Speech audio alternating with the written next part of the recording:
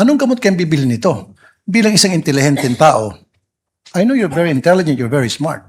At the time po, sir, I did not ask anymore kay Colonel Lachica, sir. Why not? Because, sir, I already gave I trusted what the security officer mentioned to me, sir. Sayang po yung pagkatalino mo rito. Nasira po yung pagiging isang matalino mong tao. Nakakahiya po dun sa mga eskwelahan na kung saan ka nag-aral at nag-graduate. Because ngayon, pinakita mo na nagsasalita ka na para kang, sorry sir, nagtatanga-tangahan.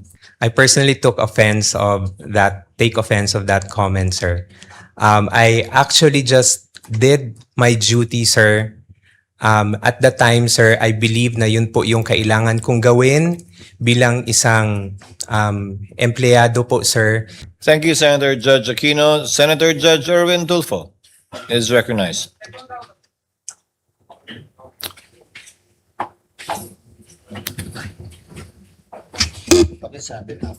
Thank you, Presiding Officer. Ginoong Testigo. Alam niyo ba na si Colonel Lachica ay hindi po banded? And therefore, wala pong karapatan na mag-disburse ng CIF. Alam niyo po ba ito? Hindi. I know that si Colonel Lachica po is not bonded, and as far as I know po, ang special disbursing officer po is si Miss Gina Acosta. Pero sa pagkaalam po ninyo, pwede po siyang humawak ng ganyang kalaking pera at ayaw mo ninyong sabihin na disburse, kundi implementation na may kahit na hindi po siya banded, pwede siya mag-disburse or mag-implement ng ganong kalaking pera. Sir, I believe, sir, with his designation as the security officer, sir, he was tasked to implement the different activities on ground. So, hindi nyo na po question si Ginang Acosta or si Colonel Lachica dahil may instruction po sa task. Tama po ba yun? Is that to my understanding, sir? Hindi ko na po natanong, sir, because there is already a delegation or designation for the both of them for the the different tasks that Saan they will po be galing doing. yung designation, sir? Can The you recall my memory? The designation po, sir, came from the head of agency, sir, the Vice President. All right. Sir, sabi mo kanina, I don't know kung kalimutan ko, nasa break room po ako kanina. I was, sabi mo, wala kang alam paano ginastos ang confidential fund when nag-usap po tayo. Tama po ba yun? Yes, sir. You have no idea. Pero I just was wondering, bakit kayo po ang sumasagot ng Audit Observation Memorandum o AOM ng COA kung wala kayong alam sa paggasta ng confidential fund? Gayon, ang AOM po, tama po ba, correct me if I'm wrong, ay ito po ay kumikwestiyon sa mga errors, exception, or deficiencies sa audit po ng COA? For my office po, sir, whenever we receive AOMs, for our officers sa OVP, when we receive AOM, sir, it's the chief of staff or it's the chief of staff or the chief of staff and the assistant chief of staff, sir, who responds to AOMs on behalf of the institution. Pero sabi niyo po, kayo po sumasagot ng AOM. Yes, sir. That's part of the tasks that are given to us, sir, together with the chief of But how staff. can sir. you, I was just wondering kanina po, sir, how can you answer questions, queries, kung wala na pa po kayong alam? Paano niyo po masasagot ng tama? The only way to do that is you will lie. That's why po, sir, meron pong instruction that was given to me, sir, by the head of agency, sir, Na? to talk with the special disbursing officer and the security officer para makuha po yung mga information from them and malatag po doon sa reply to the AOMs. So your reply was only based on what they said, what they told you. That's correct, sir. Ayon, without documents, resibo, etc. None of that. Just plainly na. Ginoong Antonio, dito po namin ginastos yung pera. Blah, blah, blah. Yes, sir. I consulted with them, sir, for the Okay. reply, sir. Hindi ka ba, kahit na katiting man lang na duda, sir, na medyo mali yata ang paggasta ng confidential fund ng OVP ni Colonel Lachica. Wala, hindi mo lang sumagi sa'yo na medyo may duda ka na. something's wrong here. Wala man lang, none at all. At the time, sir, yung mga issues naman, sir, and when I consulted with the security officer, he was able to provide a reply naman, sir. So, although yes, initially, parang you would question, sir, no? But with the replies that I got from the security officer, sir, we were able to respond to them already to COA.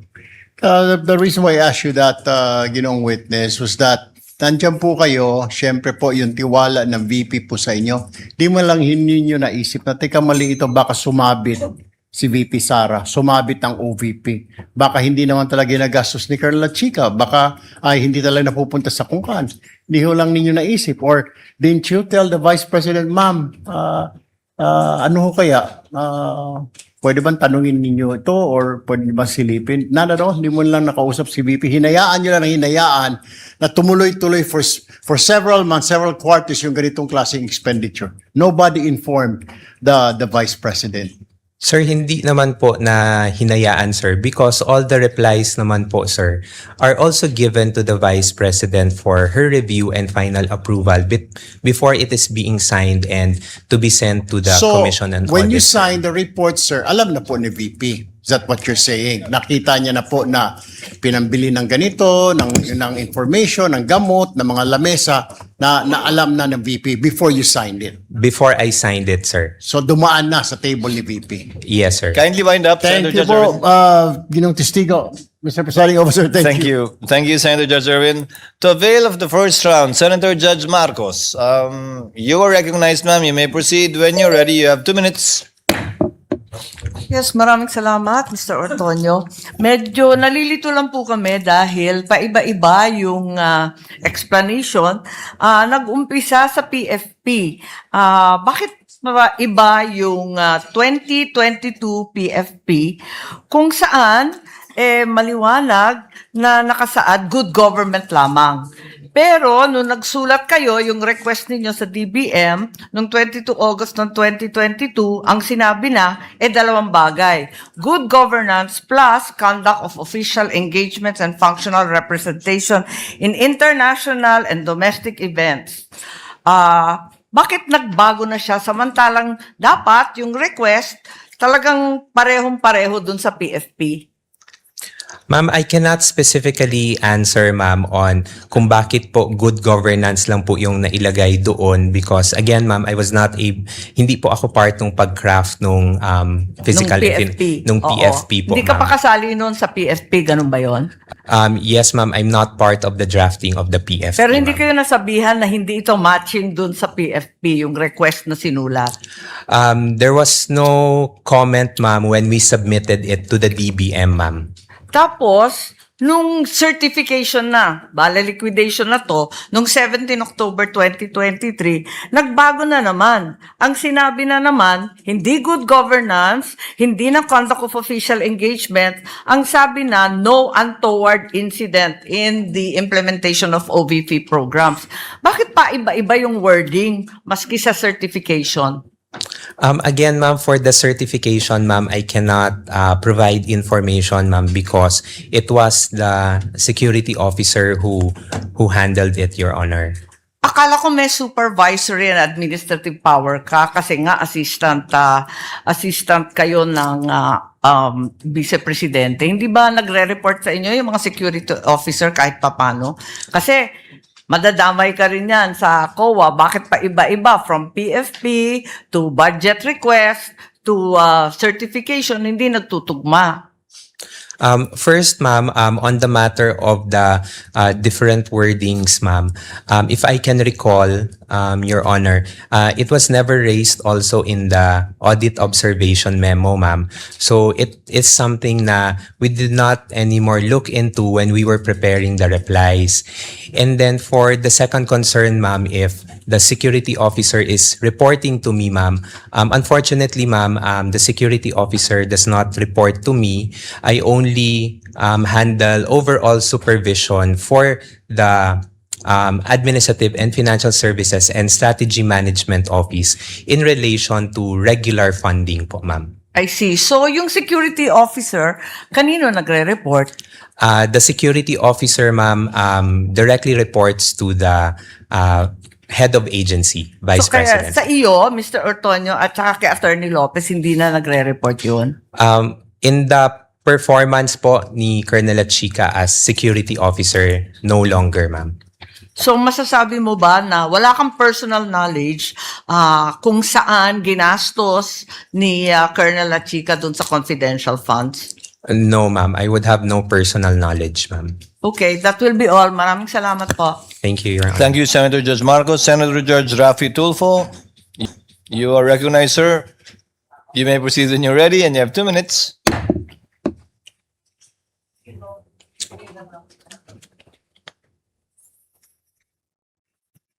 Mr. Witness, sakitin ba ang marami sa inyong mga informants? May mga malalang sakit ba sila? Sir, that I would have no personal knowledge po, sir. You should. Kasi ito, ang dami.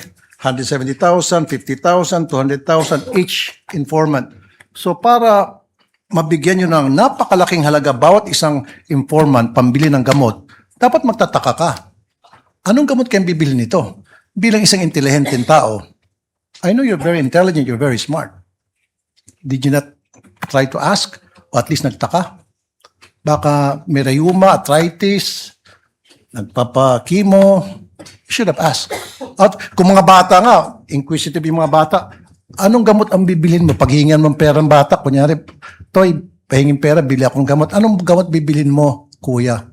Bata yun na, grade 1. Ikaw pa kaya? Why?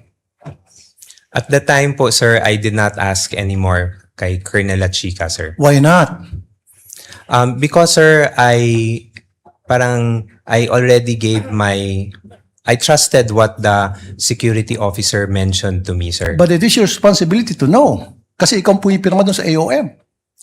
Sir, in terms of the responsibility to know, sir, I'm not sure, sir, if I'm the one who's responsible to know, sir. But the So task you're to not me, sure. That means, ayoko nang gumamit ng pangsalita. It's unbelievable. It defies logic talaga, really, sir. You're not really making sense at all. Anyway, move on tayo. Yung, alam mo naman sa DOH, nagbibigay ng libreng gamot. Meron Yes, kayong mga medical assistance program. Yes, sir. Oh, ba't di nila kayo humingi sa DOH? In fact, by the hundreds of millions and billions, nag-expel lang dyan sa bodega ng DOH, natatapon lang. Sayang. So, dapat humingi na lang kayo sa DOH. Bigyan nyo lahat ng informant nyo ng kung anong klaseng gamot. Libre pa. Nakalibre kayo. The wisdom behind how the confidential funds were implemented, sir, I cannot answer, sir, because again, sir, I am not the main implementer for the said activities. Kaya sir. nga, Mr. Smart Guy, nung makita mo na ang dami mga informant na binigyan ng mga hundreds of thousands each para sa gamot, you could have asked La Chica and said, La Chica, bakit di tayo pumunta sa DOH, maghingi tayo ng gamot para makalibre, makatipid tayo sa confidential funds? Libre naman sa DOH. Pag Office of the President maghingi, may budget, meron kayo allocation doon, I'm sure. In fact, sa Davao, ginagawa nyo na yun eh. Sir, that I cannot answer, sir. So again, it defies logic. Hindi po kapani-paniwala ang mga pinagsasabi mo. Sir, for me, it really defies logic. Sayang po yung pagkatalino mo rito. Nasira po yung pagiging isang matalino mong tao. Nakakahiya po dun sa mga eskwelahan na kung saan ka nag-aral at nag-graduate. Because ngayon, pinakita mo na nagsasalita ka na para kang, sorry sir, nagtatanga-tangahan. Salamat po sir. Pasensya na sir. Your Honor, with all due respect, Your Honor, I personally take offense of that comment, sir. I actually just did my duty, sir. At the time, sir, I believe na yun po yung kailangan kong gawin bilang isang empleyado po, sir. And I did my work, sir, based on what was tasked of me, sir, including the limitations that I can do to the duty that I will be doing, So sir. you're talking about limitation. Ikaw ang deputy COS, and then malapit ka kay VP Sara, and then pirma mo ang nakasaad doon sa AOM. So karapatan mo po magtanong. Okay? Now, you're talking about taking offense. Paano naman po yung mga taong bayan? They're being offended sa paglulustay nyo ng pera. Lumilita na parang nilulustay ang pera dito eh. Pera ng taong bayan po ito ang pinag-uusapan natin. If you're taking offense, mas lalo pong offended ang napakaraming Pilipino ngayon. Kasi hindi mo pa naibibigay ang tamang sagot. Pero kung naibigay mo ng magandang sagot, logical na sagot, then mawawala po yung sama ng loob ng taong bayan sa inyo. Sir, with all due respect, sir, I believe, sir, this matter of the confidential fund, sir, is still pending the final decision, sir. We are currently still submitting our motion for reconsideration on this one, sir, and we still have not received any final reply on this one. What So, I'm talking in about, sir, is yung mga sagot niyo po, it defies logic para sa isang matalinong tao. Kasi kung ako, sir, pinesenta sa akin yung mga ganong klaseng dokumento at nagtanong ako at hindi nasagot ng maayos, I will resign. Kaysa naman makulong ako. Kaysa naman maipit ako ngayon tulad nangyari sa'yo at saka mga previous witnesses. Di ba? Dalawa lang yan eh. Patuloy kang magbubulag-bulagan, pirma ka lang ng pirma dyan, nakapikit. Pero, ang consequence yan, maaari kang makulong, maaari kang makasuhan. Anything can happen. Or, mag-resign ka na lang. Kung ako, I will resign. Mapapahama ako dyan, ba't ako pipirma dyan? Bakit ako pipirma sa mga nakalagay pagong, piatos, pikit, etc., etc., kung ano pa mga kengkoy na mga pangalan? I would not consent to that. Outright sabihin ko, pag hindi niyo may paliwanag sa akin, I will resign. Period. Thank you po.